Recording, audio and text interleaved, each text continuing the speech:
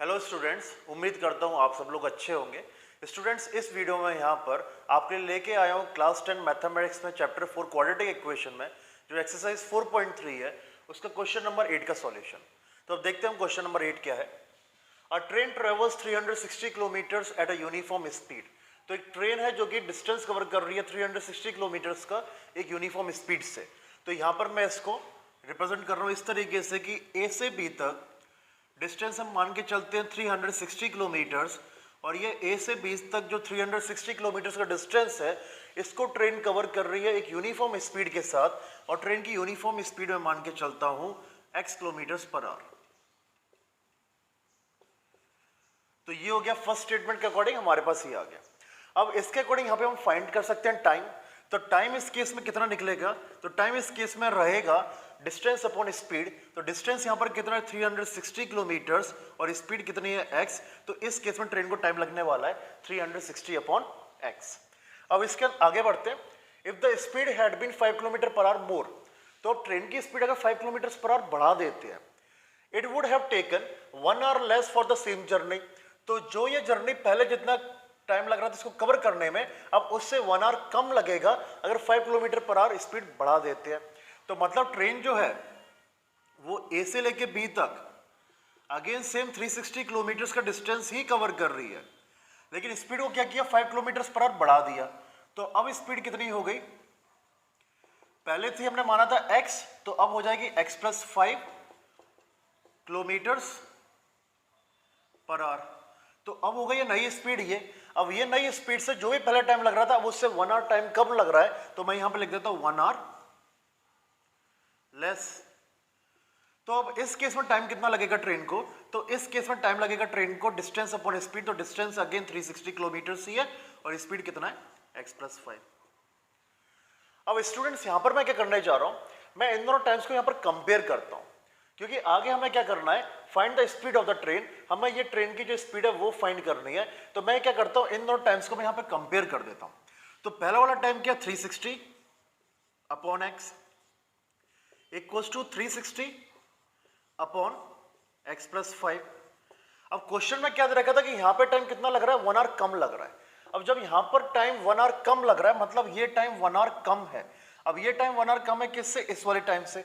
अब जैसे कि ये टाइम हमारा 1 आवर कम हो रहा है इस वाले टाइम से, तो मैं क्या करता हूं, इन दोनों को बराबर करने के लिए यहां पे मैं +1 कर देता हूं। ओके, क्योंकि अगर यहां पे सपोज स्टूडेंट्स 15 आवर्स है ना, तो यहां पर कितने आवर्स लगे, 14 आवर्स लगे। 1 आवर कम लग रहा है तो मतलब यहां पे अगर टाइम सपोज 15 आवर्स लग रहे हैं तो यहां पर कितना टाइम लगा, 14 आवर्स लगे, 1 घंटा कम। अब 14 आवर्स लगे तो मैंने यहां पे क्या लिखा, 15 इक्वल्स टू 14 लिखा। अब 15 इक्वल्स टू 14 तो मैंने गलत लिख दिया।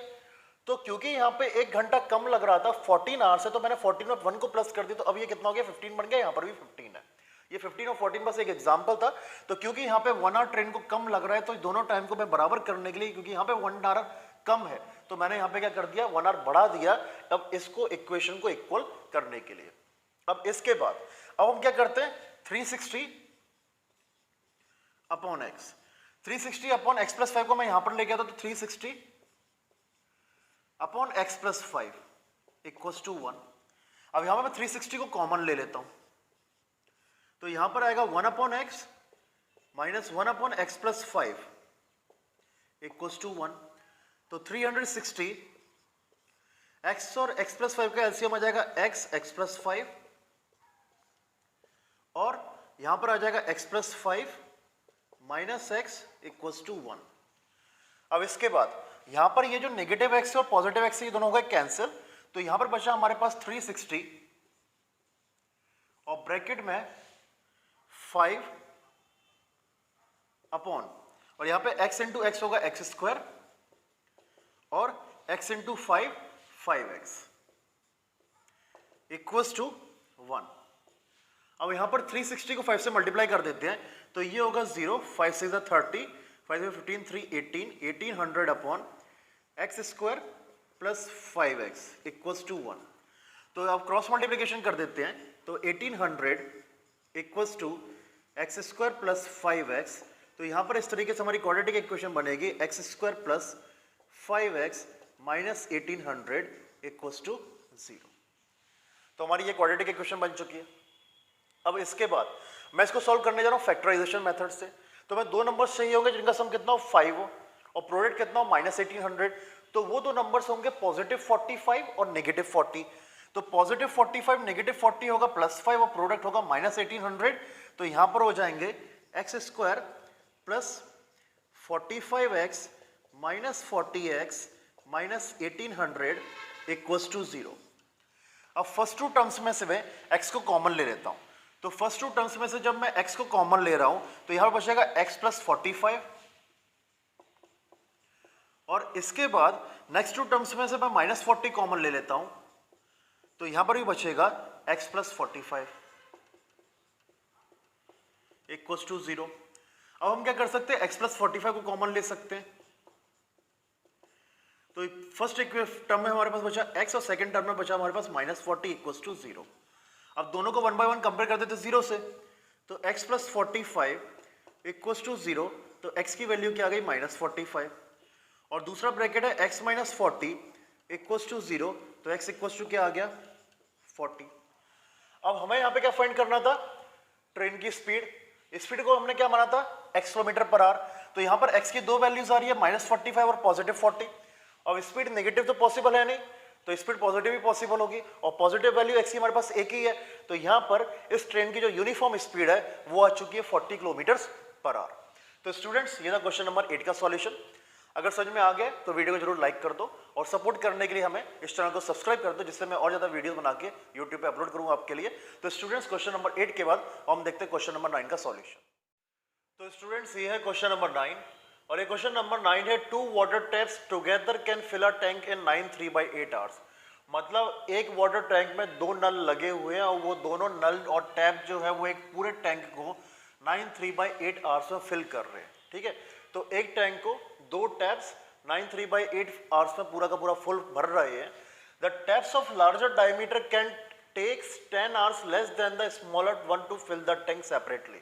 अब यहां पर क्या दे रखा है, अब यहां पे क्या बोला था कि दो टैप है, तो दो टैप में एक टैप क्या बड़ा है और दूसरा टैप क्या है कम डायमीटर का है।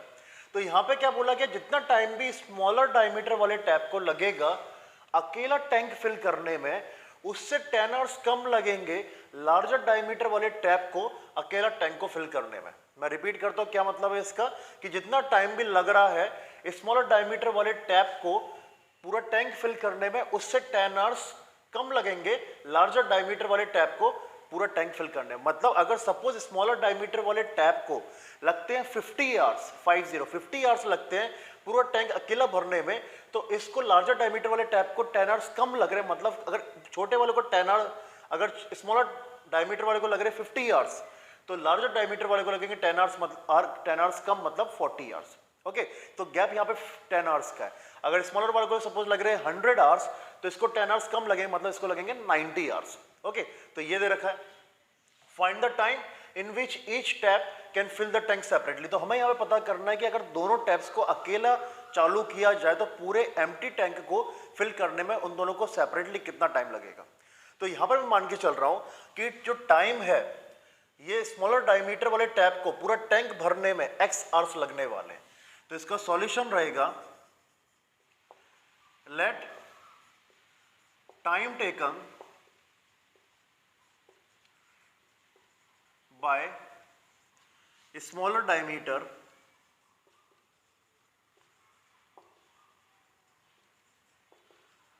Tap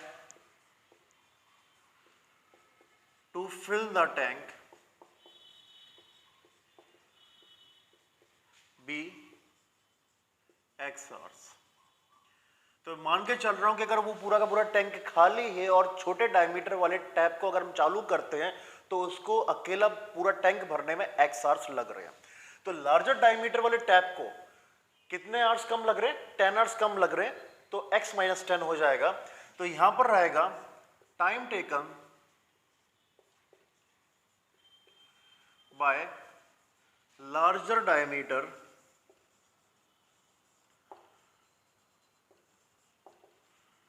tap to fill the tank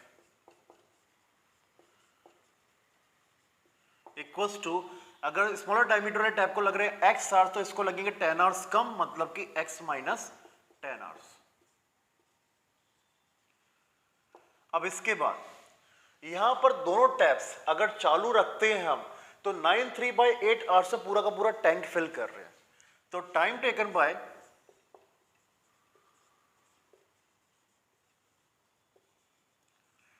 both taps to fill the tank equals to 93/8 hours. इसको हम कन्वर्ट कर देते हैं मिक्स से इम्प्रॉपर फॉर्म में, तो 9 × 72 + 3 75/8 आवर्स। तो अगर हम दोनों टैप्स को ओपन रखते हैं तो 93/8 आवर्स लग रहे हैं, तो मतलब ये हो गया 75/8 आवर्स। अब हम निकालेंगे 1 आवर में स्मॉलर डायमीटर वाला टैप कितना टैंक फिल करेगा और 1 आवर में लार्जर डायमीटर वाला टैप कितना टैंक फिल करेगा, और दोनों को अगर चालू रखा जाए तो 1 आवर में कितना पोर्शन वो फिल करेंगे। तो हम यहां पर लिखेंगे tank filled by smaller tap in 1 hour. अब क्योंकि ये x आवर से पूरा फिल कर रहा है तो 1 आवर में ये फिल कर पाएगा 1/x पोर्शन। और इसी तरीके से हम निकालेंगे लार्जर वाले का, तो tank filled by larger tap in 1 hour. तो अब क्योंकि ये x - 10 आवर से पूरा टैंक फिल कर रहा है तो 1 आवर में ये फिल कर पाएगा 1/x - 10। और 75/8 आवर्स में दोनों मिलके फिल कर रहे हैं, तो 1 आवर में वो कितना फिल कर पाएंगे दोनों मिलके, अब वो लिखेंगे हम। तो tank filled by both taps in 1 hour. तो दोनों टैप्स मिलके 1 आवर में कितना टैंक फिल कर पाएंगे, 75/8 आवर्स में वो पूरा फिल कर रहे, तो 1 आवर में वो कर पाएंगे 8/75 पोर्शन। अब यहां पर मैं क्या करने जा रहा हूं, ये स्मॉलर डायमीटर वाला टैप जो टैंक का पोर्शन फिल कर रहा है 1 आवर में वो ये है, और लार्जर डायमीटर वाला ये है। इन दोनों को अगर हम ऐड करेंगे तो ये आएगा 8/75 के इक्वल, और यहां से हमारे पास इक्वेशन आएगी। तो ये रहेगा 1/x प्लस 1/x - 10। तो ये पोर्शन फिल कर पा रहा है स्मॉलर डायमीटर वाला टैप 1 आवर में, और ये पोर्शन फिल कर पा रहा है लार्जर डायमीटर वाला टैप 1 आवर में, और इस तरीके से दोनों मिलके टैंक फिल कर पा रहे हैं 1 आवर में 8/75। यहाँ पे स्टूडेंट्स मैंने बिल्कुल प्रॉपर्ली आपको लिख दिया जिससे आपको अच्छे से समझ में आ जाए, क्योंकि ये थोड़ा डिफिकल्ट और इंपॉर्टेंट क्वेश्चन है। अब यहाँ पे हम इसको सॉल्व करते हैं, तो एलसीएम आएगा x - 10, तो यहाँ पर आ जाएगा x - 10 + x = 8/75।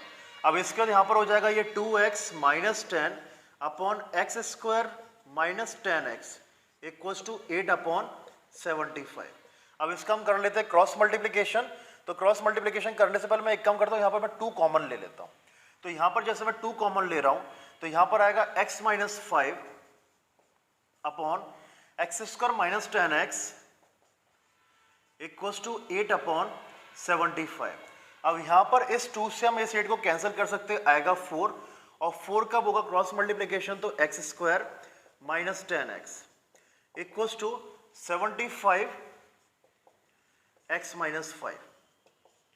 तो यहां पर ये हो जाएगा 4x² - 40x = 75x - 5 5 = 25, 5 5 = 5 7 35, 237। अब यहां पर हम शिफ्ट कर देते हैं सभी टर्म्स को लेफ्ट हैंड साइड में, तो 4x² - 40x - 75x + 375 = 0। तो यहां पर हमारे पास जो आएगा क्वाड्रेटिक इक्वेशन वो रहेगी 4x² - 40 - 75, तो ये हो जाएगा -115x + 375 = 0। अब यहां पर हमें 2 नंबर्स चाहिए होंगे इस फैक्टराइजेशन के लिए जिनका प्रोडक्ट कितना होना चाहिए, 375 × 4, तो 375 × 4 होगा 4 5 = 20, 4 7 = 28, 30, 1500। तो हमें 2 नंबर चाहिए जिनका प्रोडक्ट होना चाहिए 1500 और सम कितना होना चाहिए -115। तो वो दो नंबर्स होंगे -100 और -15, क्योंकि -100 और -15 का हम प्रोडक्ट करेंगे तो पॉजिटिव 1500 आएगा, सम करेंगे तो -115 आएगा। तो वो दो नंबर्स हमें मिल चुके हैं, 4x² माइनस 15x, 15 की जगह मैं यहाँ पे 100 ले लेता हूँ, -100x minus 15x plus 375 equals to 0। तो अब यहाँ पर हम इन दोनों टर्म्स में से 4 कॉमन ले सकते हैं, तो यहाँ पर 4 के साथ हम x भी कॉमन ले सकते हैं, तो 4x यहाँ पर हम कॉमन ले पाएंगे फर्स्ट टू टर्म्स में से। तो 4x कॉमन लेने पे यहाँ पर आएगा x माइनस 25, और यहाँ पर भी हम -15 कॉमन ले लेते हैं, तो x माइनस 25 इक्वल्स टू 0। अब यहाँ पर हम दोनों टर्म्स में से x माइनस 25 को कॉमन ले सकते हैं, तो फर्स्ट टर्म में बचेगा 4x और सेकेंड में बचेगा -15 इक्वल्स टू 0।